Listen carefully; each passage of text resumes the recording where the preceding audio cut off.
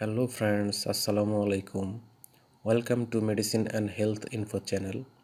বন্ধুগণ, calcium related আজকের ভিডিওতে আপনাদের সাথে ক্যালসিয়াম এবং ভিটামিন D3 সম্পর্কে আলোচনা করব, কেননা এই দুইটি উপাদানই মানবদেহের জন্য অত্যন্ত গুরুত্বপূর্ণ।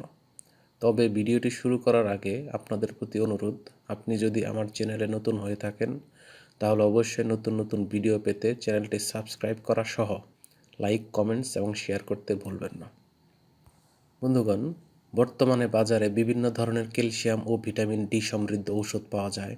এর মধ্যে সবচেয়ে জনপ্রিয় একটি ঔষধের নাম হলো ক্যালসিন ডি, যেখানে ক্যালসিয়ামের পরিমাণ 500 মিলিগ্রাম এবং ভিটামিন D3 এর পরিমাণ 200 IU। এটির বিপণন এবং প্রস্তুতকারক কোম্পানির নাম হচ্ছে রেনেটা লিমিটেড।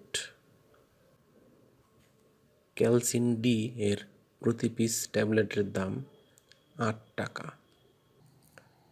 যাদের কোমর ব্যথা, হাত ও পায়ের জয়েন্টে ব্যথা এবং শরীরের বিভিন্ন অংশে ক্যালসিয়ামের অভাবজনিত ব্যথা রয়েছে, তারা এটি খেতে পারবেন।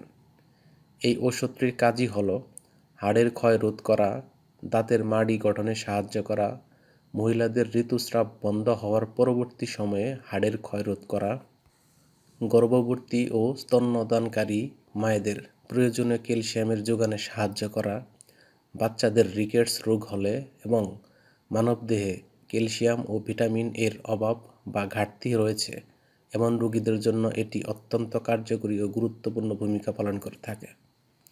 এই মেডিসিনটির কিছু সাইড এফেক্টস বা পার্শ্ব প্রতিক্রিয়া রয়েছে, যেমন বমি বমি ভাব হওয়া, ক্ষুধামন্দা, মুখ শুকে যাওয়া, হালকা ঝিমুনি, অ্যালার্জিক রিয়াকশন, এমনকি অনিয়মিত হৃদস্পন্দনও হতে পারে।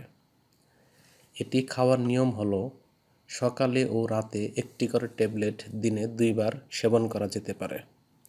তবে ঔষধ সেবনের পূর্বে অবশ্যই রেজিস্টার্ড ডাক্তারের পরামর্শ নিতে হবে। একই সাথে ওষুধ ক্রয়ের পূর্বে উৎপাদন তারিখ ও মেয়াদ উত্তীর্ণ তারিখ দেখে নিতে হবে এবং সকল ঔষধ শিশুদের নাগালের বাইরে রাখতে হবে। ধন্যবাদ।